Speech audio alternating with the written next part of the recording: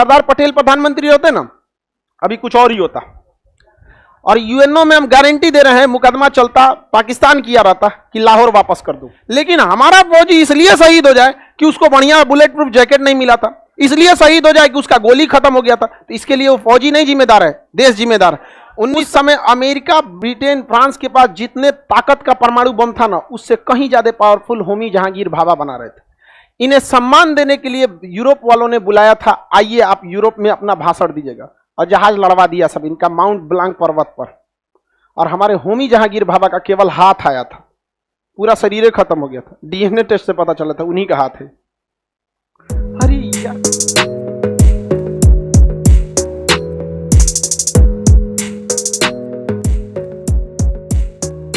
मुंबई यहां पर, मुंबई है ना, मुंबई के पास एक छोटा सा, नहीं नक्शा में नहीं मिलेगा आप लोग को, मुंबई के पास पहाड़ों के बीच में एक जगह है जिसका नाम है ट्राम्बे। क्या नाम है? ट्राम्बे। वहां ट्राम्बे की जिम्मेदारी जवाहरलाल नेहरू ने, जवाहरलाल नेहरू जब भारत के पहले प्रधानमंत्री हुए, अब कुछ लोग इस पे भी कहते हैं भारत में प्रधानमंत्री का चुनाव 1951 में हुआ और 52 में संपन्न हुआ। समझ में आ गया कि नहीं आ गया? और सरदार पटेल की आकस्मिक मृत्यु 1950 में हो चुकी थी। अब कुछ ये लॉजिक देते हैं कि नहीं, सरदार पटेल को प्रधानमंत्री होना चाहिए, तब इस लॉजिक का कोई मतलब ही नहीं बनता यार। उनकी तो आकस्मिक मृत्यु हो गई थी चुनाव के 1 साल पहले। नो डाउट सरदार पटेल से योग्य नेहरू नहीं थे, समझ में आ गया कि नहीं?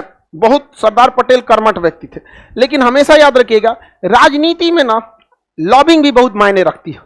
हर पार्टी में, वर्तमान भी पार्टी में बहुत सारे ऐसे नेता हैं जो बड़े पद पर होने चाहिए लेकिन छोटे पे हैं, और जो ऐसे ऐसे मंत्री बने हैं जो चपरासी के लायक नहीं थे। क्योंकि ये क्या मतलब बनता है? लॉबी, आपका कितना अंदर से संगठन मजबूत है। समझ में आएगी नहीं क्या? आप देखते होंगे ना, ऐसा थोड़ी है कि वर्तमान में जो पार्टी शासन कर रही है किसी भी राज्य में या देश में, उस पार्टी का जो नेता है सबसे योग्य, सबसे पढ़ा लिखा। ऐसा नहीं है यहाँ पर। हमारे यहाँ भी देखिएगा ऐसे ऐसे मंत्री मिलेंगे जिससे ज्यादा पढ़े लिखे लोग हैं, होता है ना। तो ये भारत की ये सबसे बड़ी खराबी है।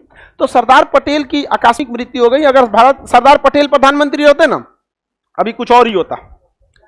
और यूएनओ में हम गारंटी दे रहे हैं, मुकदमा चलता, पाकिस्तान किया रहता कि लाहौर वापस कर दो। आज पीओके पे बात हो रही है ना, वो इंसान लाहौर तक घुस गया रहता वहां पे। समझ में गया? जिन्ना को घुटना टेकवा देता। लेकिन देखिए, भारत के साथ प्रकृति भी खेल जाती है। बताइए, सरदार पटेल आकस्मिक मृत्यु हो गई, समझ में आ गया कि नहीं आ गया? महात्मा गांधी मार दिया वहां पे। इंटरनेशनल लेवल पे गांधी के बात का बहुत वैल्यू था। आप भले गरिया लीजिए भारत में, बस भारत के बाहर नेतृत्व कर लेते थे महात्मा गांधी।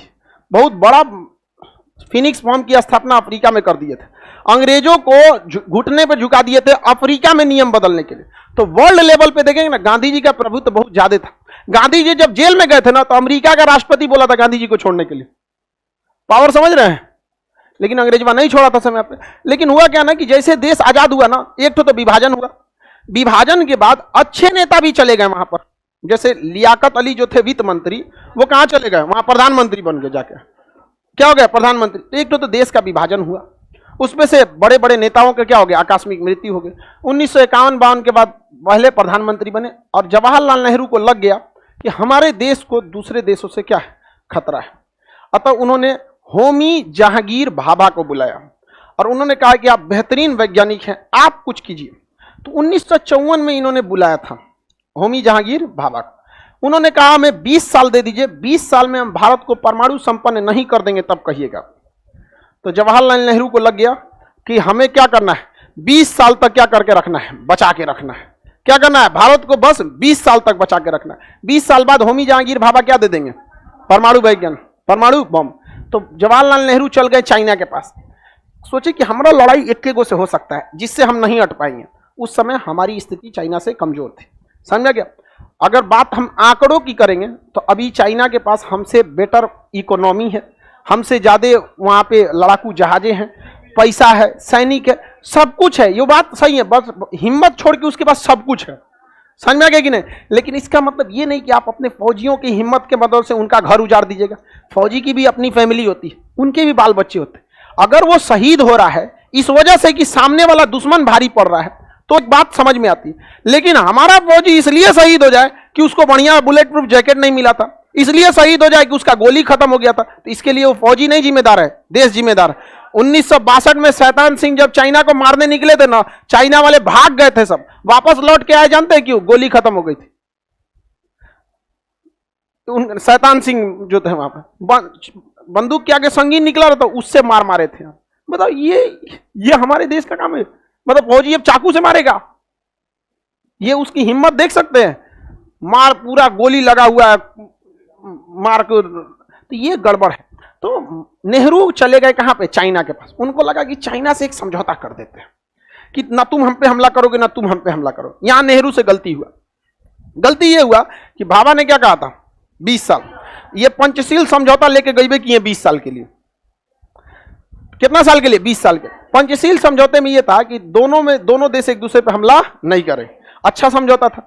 और ये 20 साल के लिए क्यों किया गया था? 20 साल में दे देते थे। लेकिन चाइनवा का ना हम 6 साल पहले मान के देखेंगे, फिर बढ़ा देंगे।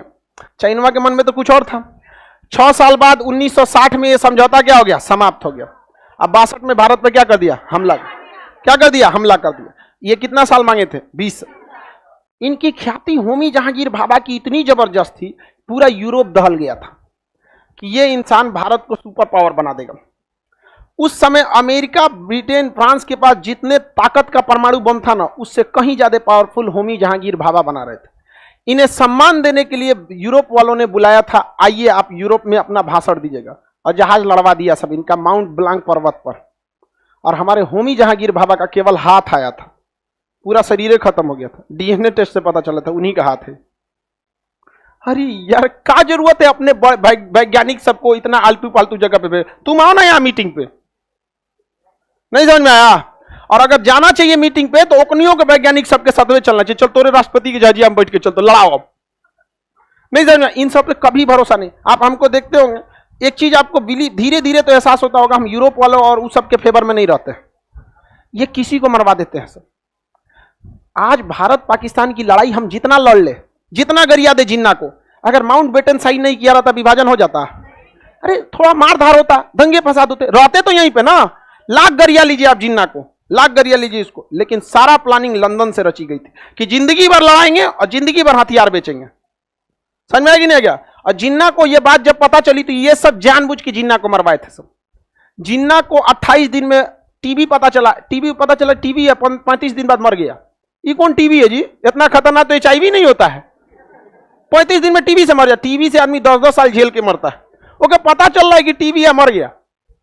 जिन्ना ओके, जब पता चला जिन्ना को कि जा हम गलती कर दिए हैं, तो सोचा कि बात करते हैं यहाँ पे। तो इंग्लैंड वाला देखे सर, चोट्टा कहीं का बात करेगा, ये विभाजन रद्द कराएगा, मरवा दे इसमें।